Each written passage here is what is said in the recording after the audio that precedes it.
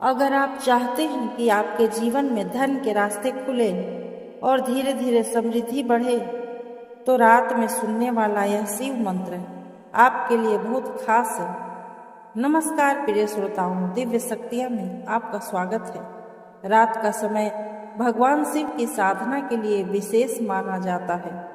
ओम तत्पुरुषाय विद्महे महादेवाय धीमहि तन्नो रुद्र प्रचोदयात्।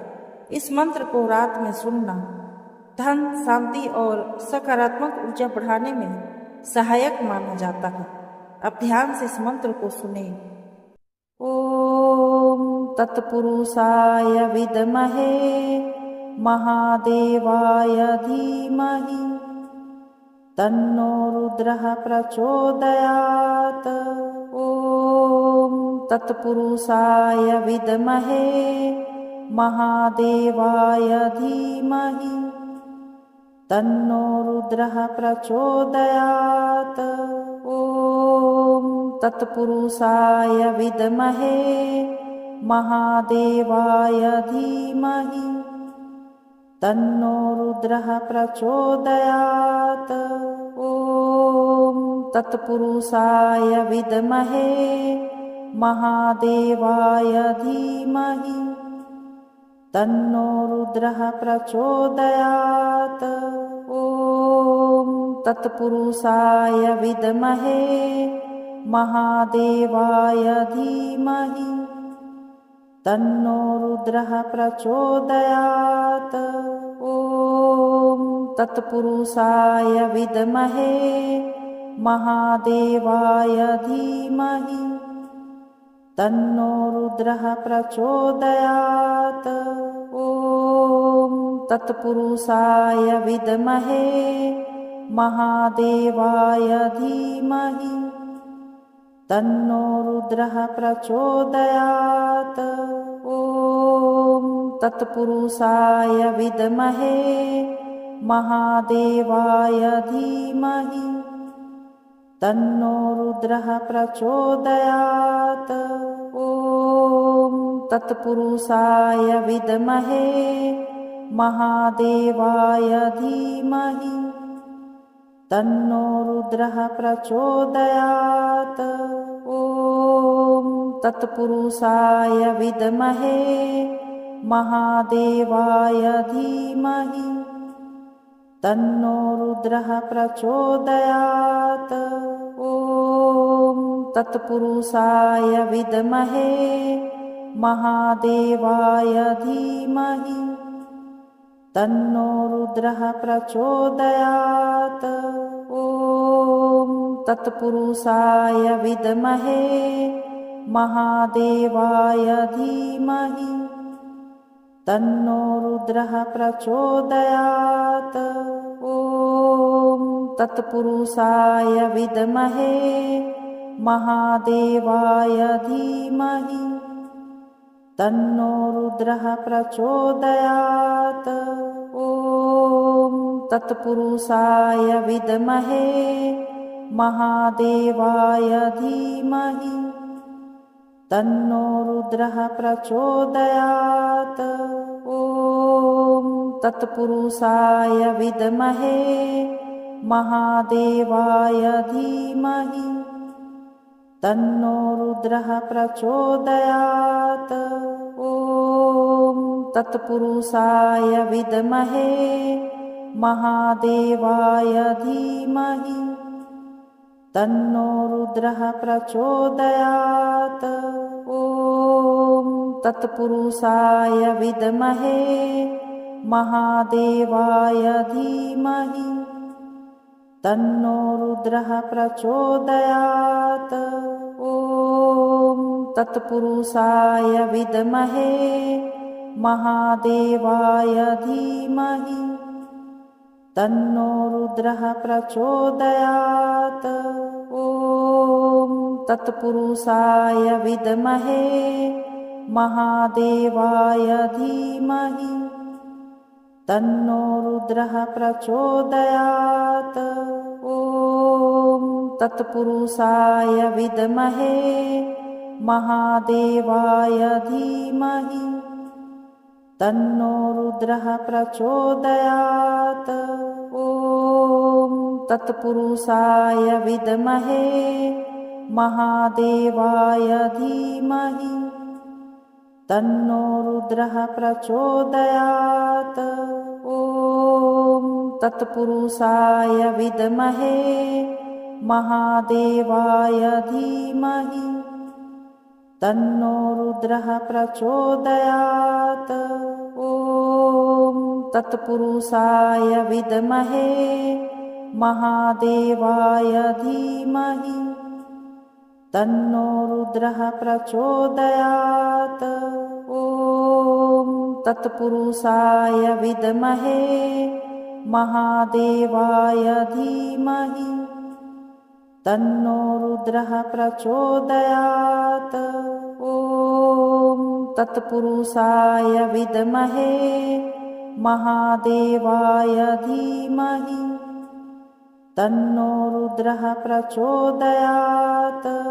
ॐ तत्पुरुषाय विद्महे महादेवाय धीमहि तन्नो रुद्रः प्रचोदयात्।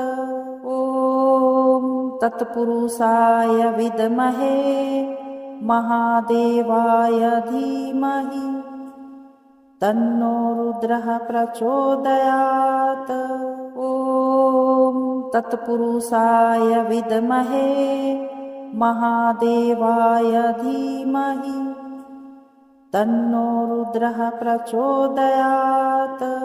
ॐ तत्पुरुषाय विद्महे महादेवाय धीमहि तन्नो रुद्रः प्रचोदयात्। ॐ तत्पुरुषाय विद्महे महादेवाय धीमहि तन्नो रुद्रः प्रचोदयात्।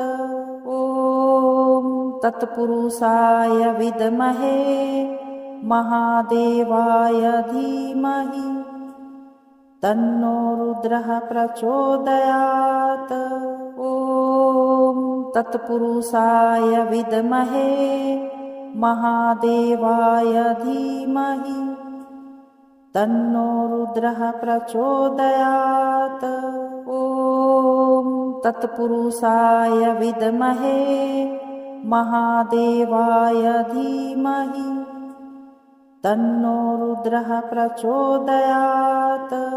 ॐ तत्पुरुषाय विद्महे महादेवाय धीमहि तन्नो रुद्रः प्रचोदयात्। ॐ तत्पुरुषाय विद्महे महादेवाय धीमहि तन्नो रुद्रः प्रचोदयात्। ॐ तत्पुरुषाय विद्महे महादेवाय धीमहि तन्नो रुद्रः प्रचोदयात्।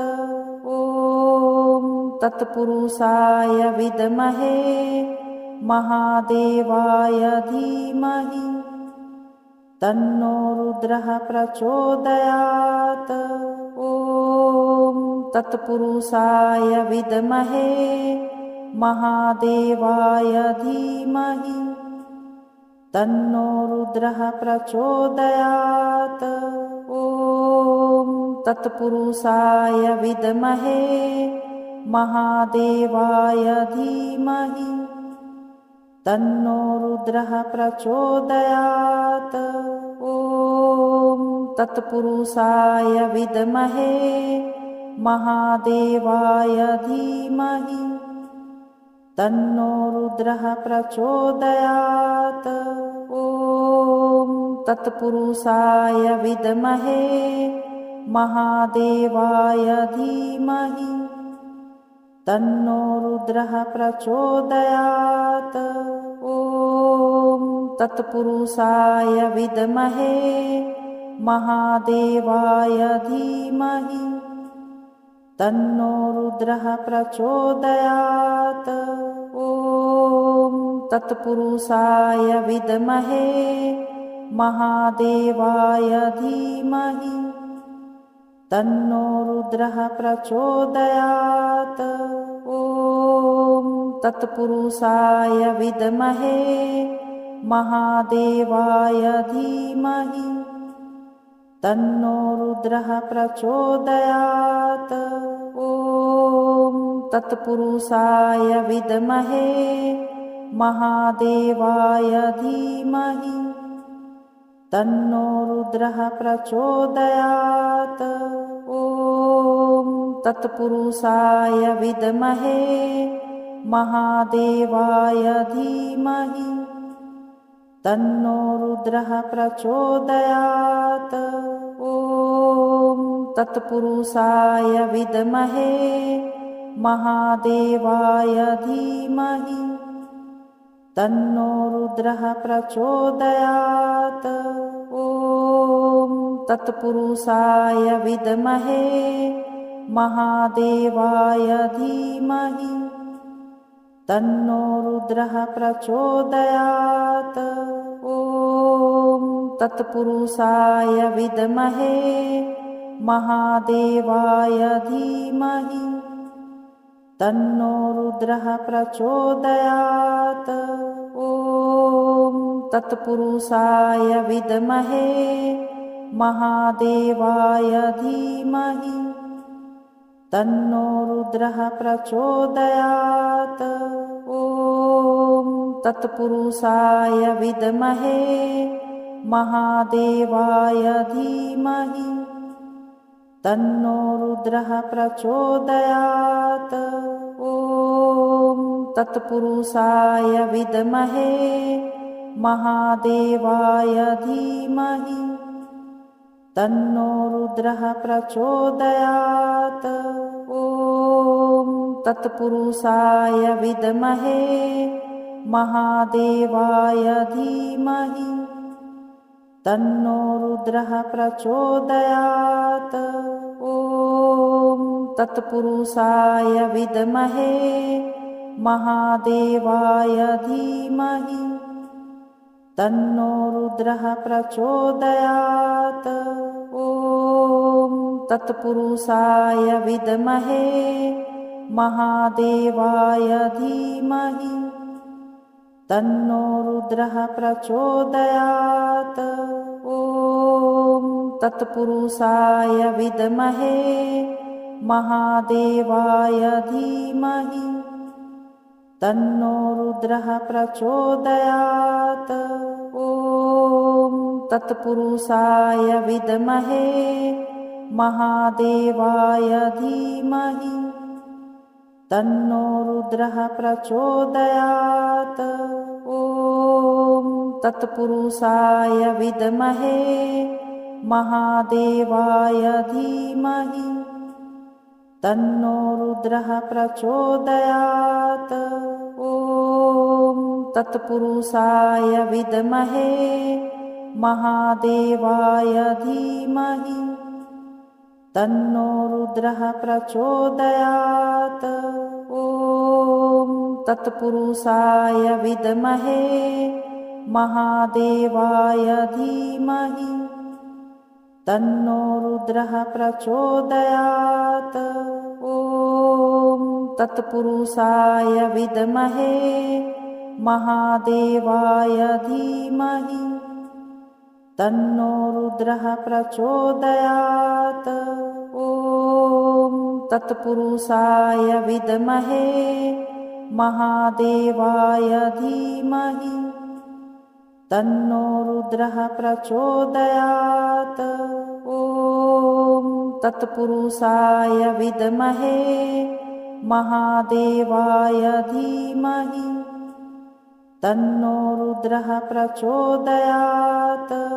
ॐ तत्पुरुषाय विद्महे महादेवाय धीमहि तन्नो रुद्रः प्रचोदयात्। ॐ तत्पुरुषाय विद्महे महादेवाय धीमहि तन्नो रुद्रः प्रचोदयात्।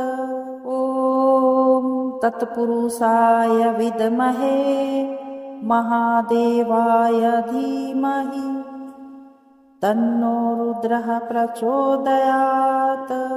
ॐ तत्पुरुषाय विद्महे महादेवाय धीमहि तन्नो रुद्रः प्रचोदयात्। ॐ तत्पुरुषाय विद्महे महादेवाय धीमहि तन्नो रुद्रः प्रचोदयात्। ॐ तत्पुरुषाय विद्महे महादेवाय धीमहि तन्नो रुद्रः प्रचोदयात्।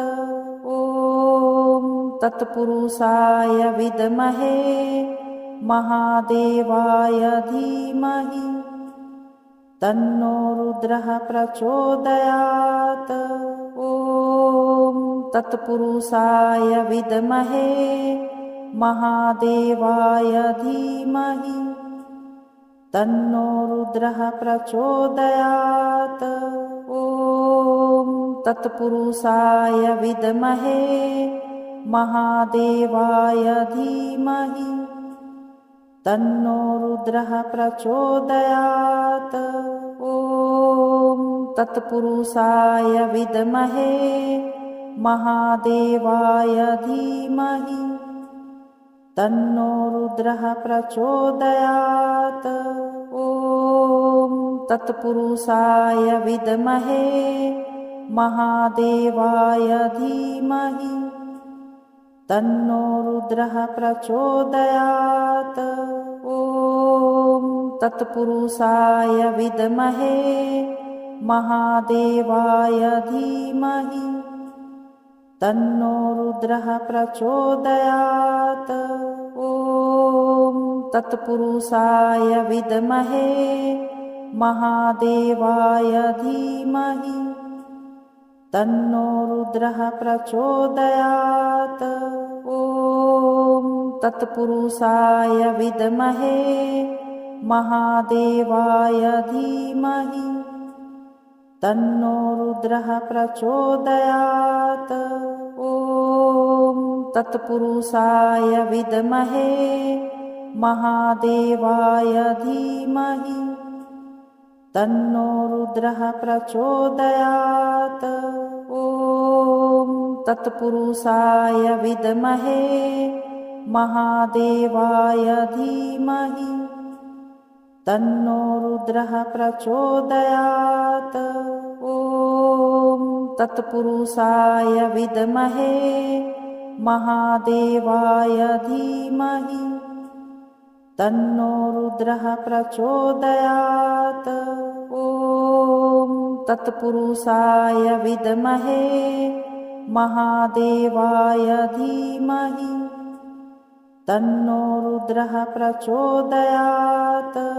ॐ तत्पुरुषाय विद्महे महादेवाय धीमहि तन्नो रुद्रः प्रचोदयात्। ॐ तत्पुरुषाय विद्महे महादेवाय धीमहि तन्नो रुद्रः प्रचोदयात्। ॐ तत्पुरुषाय विद्महे महादेवाय धीमहि तन्नो रुद्रः प्रचोदयात्। ॐ तत्पुरुषाय विद्महे महादेवाय धीमहि तन्नो रुद्रः प्रचोदयात्। ॐ तत्पुरुषाय विद्महे महादेवाय धीमहि तन्नो रुद्रः प्रचोदयात्। ॐ तत्पुरुषाय विद्महे महादेवाय धीमहि तन्नो रुद्रः प्रचोदयात्। ॐ तत्पुरुषाय विद्महे महादेवाय धीमहि तन्नो रुद्रः प्रचोदयात्। तत्पुरुषाय विद्महे महादेवाय धीमहि तन्नो रुद्रः प्रचोदयात्। ॐ तत्पुरुषाय विद्महे महादेवाय धीमहि तन्नो रुद्रः प्रचोदयात्। ॐ तत्पुरुषाय विद्महे महादेवाय धीमहि तन्नो रुद्रः प्रचोदयात्। ॐ तत्पुरुषाय विद्महे महादेवाय धीमहि तन्नो रुद्रः प्रचोदयात्। ॐ तत्पुरुषाय विद्महे महादेवाय धीमहि तन्नो रुद्रः प्रचोदयात्। ॐ तत्पुरुषाय विद्महे महादेवाय धीमहि तन्नो रुद्रः प्रचोदयात्। ॐ तत्पुरुषाय विद्महे महादेवाय धीमहि तन्नो रुद्रः प्रचोदयात्। ॐ तत्पुरुषाय विद्महे महादेवाय धीमहि तन्नो रुद्रः प्रचोदयात्। ॐ तत्पुरुषाय विद्महे महादेवाय धीमहि तन्नो रुद्रः प्रचोदयात्। ॐ तत्पुरुषाय विद्महे महादेवाय धीमहि तन्नो रुद्रः प्रचोदयात्। ॐ तत्पुरुषाय विद्महे महादेवाय धीमहि तन्नो रुद्रः प्रचोदयात्। ॐ तत्पुरुषाय विद्महे महादेवाय धीमहि तन्नो रुद्रः प्रचोदयात्। ॐ तत्पुरुषाय विद्महे महादेवाय धीमहि तन्नो रुद्रः प्रचोदयात्। ॐ तत्पुरुषाय विद्महे महादेवाय धीमहि तन्नो रुद्रः प्रचोदयात्। ॐ तत्पुरुषाय विद्महे महादेवाय धीमहि तन्नो रुद्रः प्रचोदयात्। ॐ तत्पुरुषाय विद्महे महादेवाय धीमहि तन्नो रुद्रः प्रचोदयात्।